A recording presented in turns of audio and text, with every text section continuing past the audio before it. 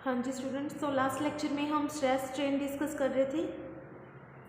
Stress के बारे में आपको बता दिया था। अब हम करेंगे स्ट्रेन। स्ट्रेन में होते हैं चेंज इन dimensions per unit original dimensions, इसका फॉर्मूला होता है। स्ट्रेन जो है इसके 3 टाइप्स हैं, longitudinal strain, volumetric strain, shearing strain. Longitudinal strain है, इसमें लेंथ में चेंज आता है, ऊपर चेंज इन लेंथ होता है न्यूमिनेटर में, डिनोमिनेटर में ओरिजिनल लेंथ होती है। तो डेल्टा एल बाई एल से दिखा सकते हैं इसको फॉर्मूले से। वॉल्यूमेट्रिक स्ट्रेन में change in volume upon original volume होता है, तो डेल्टा वी बाई वी इसका फॉर्मूला है। शीयरिंग स्ट्रेन जो है इसमें एंगल के चेंज की बात करते हैं, तो इसमें जो चेंज है एंगल में वो न्यूमिनेटर में आता है, ओरिजिनल एंगल नीचे आता है, तो इसलिए डेल्टा थीटा बाई थीटा इसका फॉर्मूला है। फिर हुक्स लॉ डिस्कस करेंगे। हुक्स लॉ ने, हुक्स जो साइंटिस्ट के नाम से है ये, उन्होंने जो लॉ दिया था वो ये था कि जो भी एक्सटेंशन किसी वायर में प्रोड्यूस होती है ना, वो डायरेक्टली प्रोपोर्शनल होती है जो लोड हमने उसके साथ अटैच किया हो रहा है इलास्टिक लिमिट के अंदर। मतलब क्या हुआ कि अगर किसी वायर का जैसे एक एंड फिक्स कर रखा है, दूसरे एंड पे लोड हम अटैच कर देंगे, जितना ज़्यादा लोड अटैच करेंगे उतना ज़्यादा एक्सटेंशन प्रोड्यूस होगा। वाकई ऐसा होता भी है। विद इन इलास्टिक लिमिट का मतलब है कि उस वायर के टूटने से पहले तक की बात कर रहे हैं हम। इलास्टिक लिमिट को जब क्रॉस कर जाएगी तो वो ब्रेक ही हो जाएगी वायर। तो विद इन इलास्टिक लिमिट जो लोड उस पर हम अटैच कर रहे हैं वो जितना ज़्यादा होगा उतना ज़्यादा एक्सटेंशन प्रोड्यूस होता है। So stress is directly proportional to strain, we can say.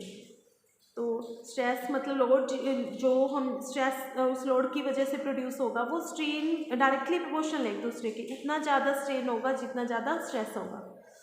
तो it means stress by strain जो है that will be equals to constant.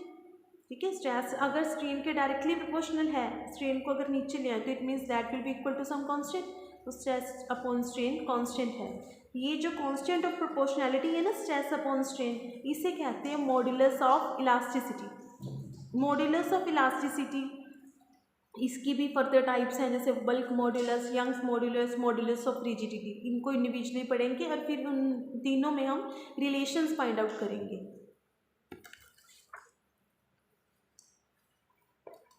Next topic stress strain graph है आकाश वाली बुक के अकॉर्डिंग। बट इस topic को करवाने से पहले मैं आपको उन तीनों में रिलेशंस ही करवाऊंगी जो मॉड्यूलस ऑफ रिजिडिटी की हम बात कर रहे हैं ना। ये मॉड्यूलस की बात करें, मॉड्यूलस ऑफ इलास्टिसिटी की, मॉड्यूलस ऑफ इलास्टिसिटी की जितनी भी टाइप्स हैं उनको एक्सप्लेन करके फिर उनमें रिलेशन स्टडी करेंगे।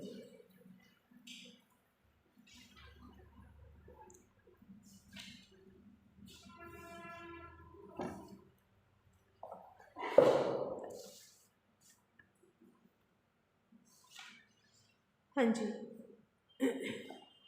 फर्स्ट हम बात कर रहे हैं यंग्स मॉड्यूलस की। यंग्स मॉड्यूलस को इलास्टिसिटी ऑफ लेंथ भी कहते हैं। यंग्स मॉड्यूलस का फॉर्मूला होता है लॉन्गिट्यूडनल स्ट्रेस अपॉन लीनियर या we can say longitudinal strain. तो लॉन्गिट्यूडनल स्ट्रेस जो है वो तो फोर्स अपॉन एरिया, और लॉन्गिट्यूडनल जो स्ट्रेन है वो है डेल्टा एल बाई एल। अब जो डेल्टा एल था वो चेंज इन लेंथ था, उस चेंज इन लेंथ को आप स्मॉल एल से भी दिखा सकते हो जैसे इन्होंने दिखाया है। स्मॉल एल जो है वो चेंज इन लेंथ है, कैपिटल एल है उसकी ओरिजिनल लेंथ है, तो इसलिए F upon A upon L by L आया है। इसको एल को ऊपर लेके जाएंगे तो F L upon A L ये बनेगा।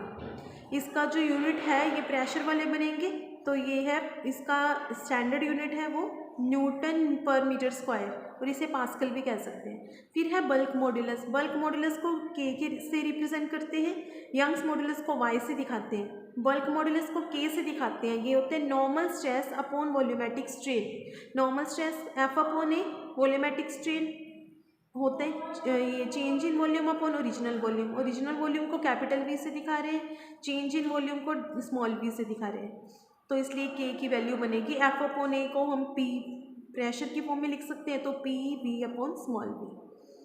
और जो बल्क मॉड्यूलस है इसका जो रेसिप्रोकल होता है वो कंप्रेसिबिलिटी होता है। कंप्रेसिबिलिटी को सिग्मा से दिखाते हैं, तो sigma is equal to 1/k।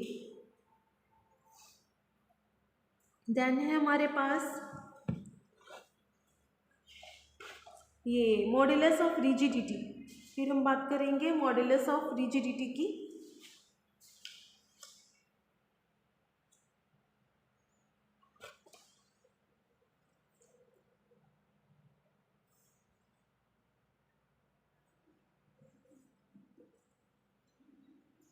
हाँ जी, मॉड्यूलस ऑफ रिजिडिटी जो होता है ये होता है tangential stress upon shearing strain आती है इसमें।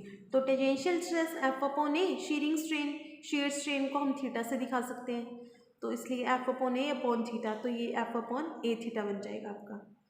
अब हम रिलेशन फाइंड करेंगे। एक होता है पॉइजन रेशो, सिग्मा से दिखाते हैं उसको, पॉइजन रेशो को। ये जो सिग्मा होता है ये हमारे पास होता है बीटा बाय अल्फा। ये सिग्मा की वैल्यू कैसे, वो भी हम सारा इसमें डिस्कस करेंगे कैसे फाइंड आउट करते हैं।